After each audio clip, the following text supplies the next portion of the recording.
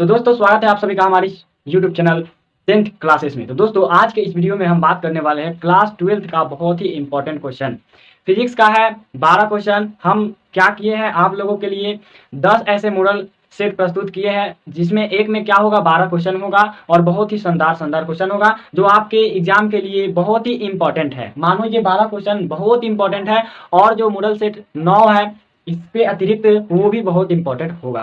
तो याद कर लेना है। ऑब्जेक्टिव को कैसे याद करेंगे ये भी मैं बता दूंगा और मैं कोशिश करूंगा कि इस क्लास में ही आपके ऑब्जेक्टिव को पूरा कर दिया जाए। तो यहाँ पे हम बात कर रहे थे 10 मॉडल सेट की। तो 10 मॉडल सेट में कितना क्वेश्चन हो जाएगा 120 क्वेश्चन।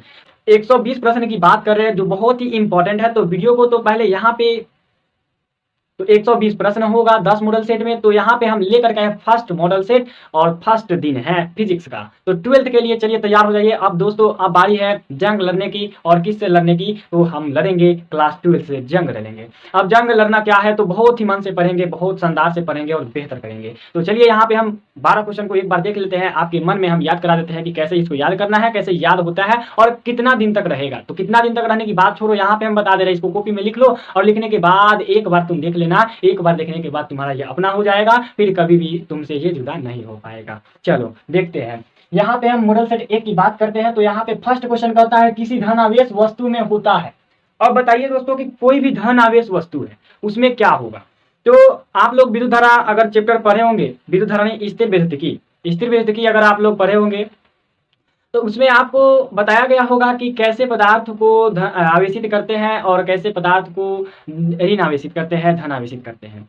हमारे कहने का मतलब कि कोई भी जो पदार्थ है, जैसे अगर बात करें बिल्ली की खाल उस पर रगड़ने पर क्या होता है, उसमें विद्युत धारा उत्पन्न हो जाता है। कहने का मतलब कि वो आवेशित हो जाता है। तो बहुत ऐसे पदार्थ है जिसको आपस में रगड़ने पर क्या आता है तो सर क्या आता है तो आवेश आता है। अब कौन आवेश आता है तो एक में धन आवेश आता है और एक में ऋण आवेश आता है। धन आवेश और एक ऋण आवेश, दो ही होते हैं आवेश। आवेश दो प्रकार का होता है, धन आवेश और ऋण आवेश। तो यहाँ पे हम बात करते हैं धन आवेश कर रहा है मतलब पॉजिटिव चार्ज कर रहा है, ये प्लस वाला होगा। कौन वाला होगा? प्लस वाला होगा। तो बताइए तो कोई भी वस्तु है वो प्लस वाला कब होगा? तो जब उसके अंदर माइनस वाला कमी होगा तब ना, यानी जब उसमें इलेक्ट्रॉन, कहने का हमारा मतलब है जब ऋणात्मक हटेगा तब ना वो धनात्मक होगा। पहले जैसे मान लेते हैं कोई भी पदार्थ है वो उदासीन है, ये मार्कर देख रहे हैं हम, ये उदासीन है। अच्छा एक चीज बताओ, ये ऋणात्मक कब होगा? जब इसके अंदर से धनात्मक हटेगा तब ना। और बताओ ये धनात्मक कब होगा? तो जब इसके अंदर से ऋणात्मक हटेगा तब ना। तो धनात्मक बोलते हैं हम लोग धन आवेश और ऋणात्मक बोलते हैं मतलब ऋण आवेश। तो अब एक चीज बताओ, इलेक्ट्रॉन जो होता है वो ऋणात्मक होता है। तो इसमें इलेक्ट्रॉन का ही खेल है। अगर इलेक्ट्रॉन आएगा तो क्या हो जाएगा? ऋणात्मक हो जाएगा। इलेक्ट्रॉन जाएगा तो क्या हो जाएगा? धनात्मक हो जाएगा। तो वही कहता है कि धनात्मक कब होगा, यानी किसी धनात्मक वस्तु में होता है तो वो धनात्मक कब होगा? जब उसमें से इलेक्ट्रॉन निकल जाएगा। तो इलेक्ट्रॉन निकल जाएगा इसका मतलब क्या है? इलेक्ट्रॉन की कमी होगा। तो यहाँ पे क्या हो जाएगा? एक का राइट आंसर इलेक्ट्रॉन की कमी। किसी धनावेश वस्तु में क्या होता है? इलेक्ट्रॉन की कमी। चलिए बात को बहुत ही अच्छी तरह से हम बता दिए। ये आपको याद रखना है और कंसेप्ट के साथ। कैसे याद रखना है तो धन आवेश वस्तु है मतलब उदासीन था, उसमें से इलेक्ट्रॉन गया है इसलिए इलेक्ट्रॉन की कमी हो गया। इलेक्ट्रॉन की कमी हुआ तो वो क्या हो गया? धनावेश वस्तु हो गया। तो चलिए इसी के साथ हम 2 नंबर क्वेश्चन को देखते हैं। 1 नंबर क्वेश्चन बहुत ही आसान था और बहुत ही इजीली था, आपको इजीली भी याद हो गया होगा। यहाँ पे 2 नंबर क्वेश्चन कर रहा है कि प्रोटॉन पर आवेश नहीं इलेक्ट्रॉन पर आवेश होता है। अब एक चीज बताओ, आवेश क्या है? तो अभी हम बात किए हैं आवेश, ऋण आवेश की, धन आवेश की, positive charge and negative charge की। यानी कि इलेक्ट्रॉन की कमी होता है तो वह धनात्मक हो जाता है। तो वही कहता है कि इलेक्ट्रॉन पर आवेश कितना होता है। जब मान लेते हैं कोई वस्तु से आवेश निकलेगा तो कितना आवेश निकलेगा? अगर मान लीजिए कि इलेक्ट्रॉन निकल रहा है तो एक इलेक्ट्रॉन में कई गो आवेश होता है। एक इलेक्ट्रॉन मान लीजिए कि 5 इलेक्ट्रॉन किसी पदार्थ से निकल गया तो हमको तो पता चलना चाहिए ना उसमें कितना आवेश निकला है। तो वही पूछ रहा है कि इलेक्ट्रॉन पर आवेश कितना होता है। तो बताइए तो इलेक्ट्रॉन पर आवेश कितना होता है। तो आप लोगों को पता होगा इलेक्ट्रॉन पर जो आवेश होता है वो 1.6 गुना 10 का पावर -19 कूलम होता है। लेकिन यहाँ पे बात आ रहा है दोनों की, इलेक्ट्रॉन पर भी आवेश पूछ रहा है, प्रोटॉन पर भी आवेश पूछ रहा है। तो दोनों का आवेश जो होता है सेम होता है, लेकिन उसका नेचर जो होता है वो विपरीत होता है। उसका जो प्रकृति होता है वो एकदम उल्टा होता है। इलेक्ट्रॉन माइनस वाला होता है और प्रोटॉन मतलब प्लस वाला। याद रखना, इलेक्ट्रॉन मतलब माइनस वाला, प्रोटॉन मतलब प्लस वाला। तो माइनस वाला इलेक्ट्रॉन पर आवेश माइनस सिर्फ लगा देना है, इसमें सिर्फ प्लस लगा देना है। 1.6 गुना 10 का पावर -19 यानी एक इलेक्ट्रॉन पर इतना आवेश होता है, इसमें भी हो जाएगा 0.6 × 10⁻⁻19 कूलम हो जाएगा। चलो 2 नंबर क्वेश्चन से हम लोग कर लिए 3 नंबर क्वेश्चन की। कैसे याद रखेंगे? तो अच्छा, इलेक्ट्रॉन का तो हमको याद होगा, तो सर तो हम प्रोटॉन का सुना सकते हैं, तो वैसा ही तो करना है ना, पूरे एकदम ऑब्जेक्टिव को समझना है, रटना नहीं है, समझना है। चलिए इलेक्ट्रॉन हो गया, उसके बाद हम बात करते हैं 4 नंबर की। तो कह रहा है कि एक कूलम आवेश में इलेक्ट्रॉनों की संख्या क्या है। अब क्वेश्चन को घुमा दिया है।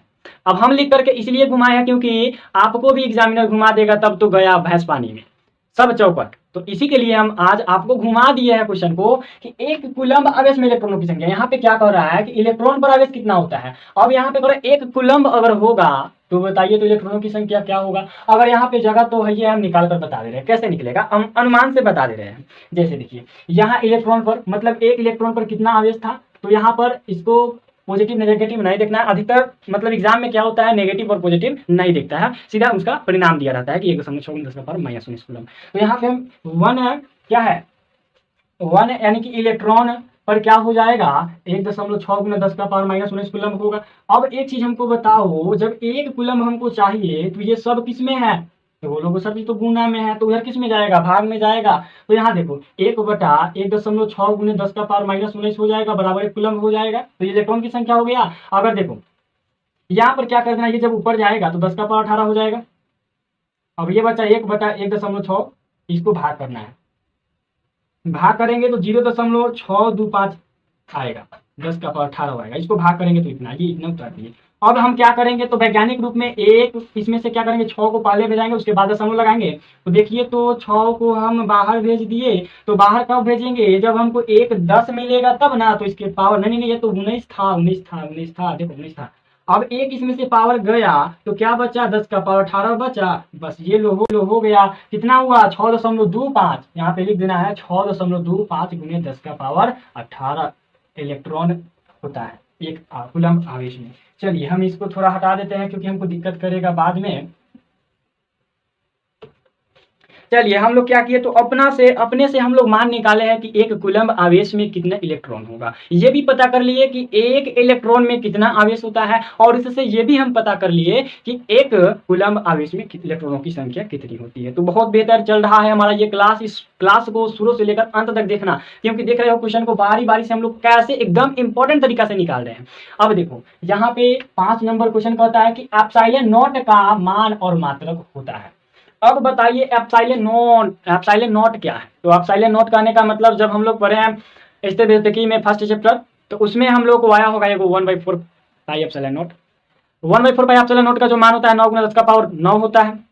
लेकिन यहाँ पे जो कह रहा है कि सिर्फ देखो अगला क्वेश्चन वही है अभी जो हम बोले हैं, लेकिन यहाँ एप्सिलॉन नॉट का मान पूछ रहा है, प्रावैधता का मान पूछ रहा है। एप्सिलॉन नॉट नहीं देकर के आपको देगा प्रावैधता का मान लिखे, मात्रक लिखे, तो बस वही है प्रावैधता, इसको बोलते हैं एप्सिलॉन नॉट को। तो इसका जो मान होता है वो सर 8 गुने नहीं 8.85 × 10⁻12 FM इनवर्स होता है। FM इनवर्स होता है।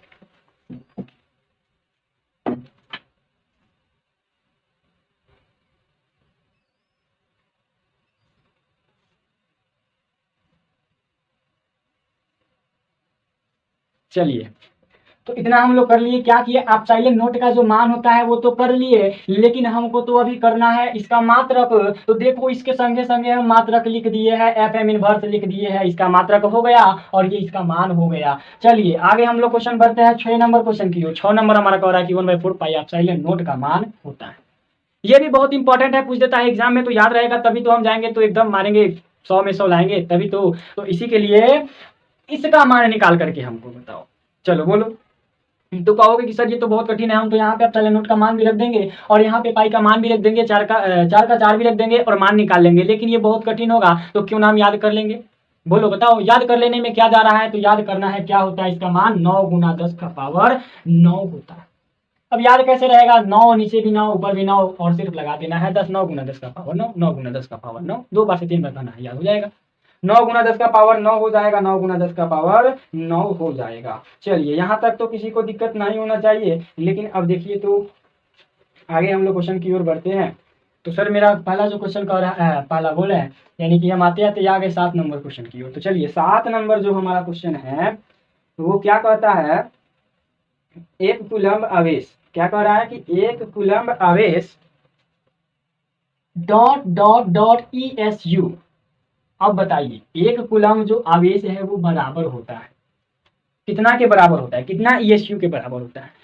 तो ESU क्या है, तो जो हम लोग कूलम्ब आवेश को कूलम्ब में मापते हैं, तो इसका भी एक ESU, जैसे मात्रक पढ़े होंगे, मूल मात्रक और अन्य भी मात्रक होता है, तो उसमें हम लोग कैसे इसको मापते हैं किसी भी पदार्थ को, तो उसमें भी वही है। एक कूलम्ब जो आवेश है, मतलब आवेश को हम लोग कूलम्ब में मापते हैं, एक फैराडे में भी मापते हैं, और वे भी है ESU में भी हम लोग मापते हैं। तो ESU यानी एक कूलम्ब जो आवेश होगा वो कितना ESU के बराबर होगा, तो सर ये जो होगा तो 3 गुना 10 का पावर 9 के बराबर होगा, 3 गुना 10 का पावर 9 के बराबर होगा। बहुत ही शानदार। चलिए अब इसके साथ हम करते हैं यहाँ पर 8 नंबर क्वेश्चन की ओर। 8 नंबर सर क्वेश्चन कह रहा है कि आवेश के पृष्ठ घनत्व का मात्रक होता है, बहुत इंपॉर्टेंट, आवेश का जो पृष्ठ घनत्व होता है, पृष्ठ घनत्व कहने का मतलब क्या है, पृष्ठ का मतलब होता है जैसे कोई समतल सतह हो गया, तो वही करे कि आवेश के पृष्ठ सतह का मात्रक क्या होता है, तो सर आवेश के पृष्ठ घनत्व का मात्रक तो हमको पता है क्या होता है, तो Cm इनवर्स 2 होता है।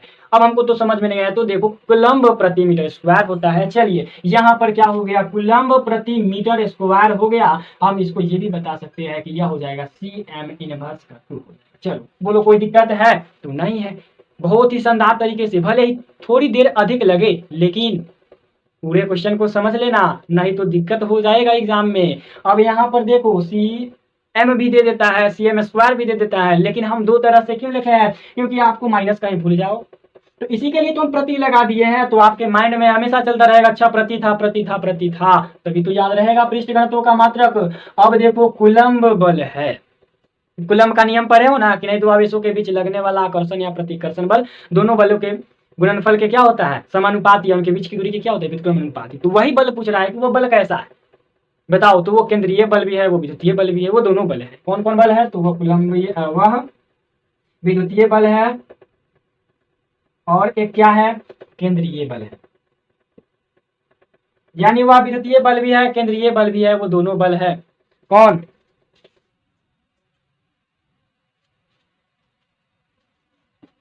कौन दोनों बल है, तो सर यहाँ पर जो कूलम्ब है वो विद्युतीय बल भी है और केंद्रीय बल भी है। चलिए 10 नंबर क्वेश्चन कर रहा है कि किसी वस्तु पर आवेश किसके गुणक होता है। चलिए अब कोई भी वस्तु होता है उस पर आवेश तो होता है, ये तो आपको पता चल गया कि प्रत्येक वस्तु पर आवेश होता है, धनावेश होता है, ऋणावेश होता है, नहीं, प्रत्येक वस्तु जो होता है वो उदासीन होता है।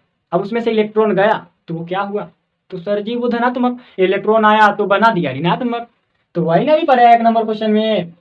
तो वही तो यहाँ पे है, यहाँ पे किसी वस्तु पर आवेश किसके गुणक होता है। अब किसी वस्तु पर आवेश तो होगा, लेकिन किसके गुणक होगा, तो सर इलेक्ट्रॉन के गुणक होगा। यानी दुनिया में कोई भी वस्तु है उस पर आवेश जो है ना वो इलेक्ट्रॉन के गुणक होगा। तो क्या हम लिख सकते हैं, यहाँ पे लिख सकते हैं प्लस माइनस इलेक्ट्रॉन।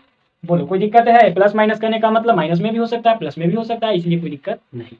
अब आगे हम लोग बढ़ते हैं, कहता है कि दो इलेक्ट्रॉनों के बीच लगने वाला प्रतिकर्षण बल किसके व्युत्क्रमानुपाती होता है। अब दो वो इलेक्ट्रॉन है तो उसके बीच आकर्षण होगा कि प्रतिकर्षण, तो सजातीय है तो प्रतिकर्षण होगा, तो प्रतिकर्षण जो बल होगा किसके व्युत्क्रमानुपाती होता है, कूलम्ब बल। अभी हम कूलम्ब बल बताए हैं कि बीच की दूरी के वर्ग के व्युत्क्रमानुपाती होता है, यानी बीच की दूरी के वर्ग के व्युत्क्रमानुपाती होता है, यानी R स्क्वायर हो जाएगा। चलिए 12 नंबर क्वेश्चन कहता है कि किसी वस्तु को आवेशित किया जाता है तो उसका द्रव्यमान क्या होता है। अभी हम बोले हैं किसी वस्तु को आवेशित किया, आवेशित करने का मतलब या तो उसमें इलेक्ट्रॉन लेके पटक दिया या उसको इलेक्ट्रॉन निकाल कर कहीं और दे दिया, तो आवेशित हो गए। आवेशित ये नहीं करा धन आवेशित, ये नहीं करा ऋण आवेशित, सीधा बोल रहे हैं आवेशित। तो आवेशित करने में जो इलेक्ट्रॉन जो होता है उसमें द्रव्यमान होता है, अगर वो किसी पदार्थ में रहता है तो उसका द्रव्यमान बढ़ जाता है, और वो चल जाता है तो उसका द्रव्यमान घट जाता है। तो यहाँ तो आवेशित कर रहा है, तो आवेशित में क्या होगा, द्रव्यमान घटेगा भी और बढ़ेगा भी। तो हम लिख सकते हैं कि द्रव्य आवेशित किया जाता है तो उसका द्रव्यमान क्या होता है, घटता है, कॉमा बढ़ता है।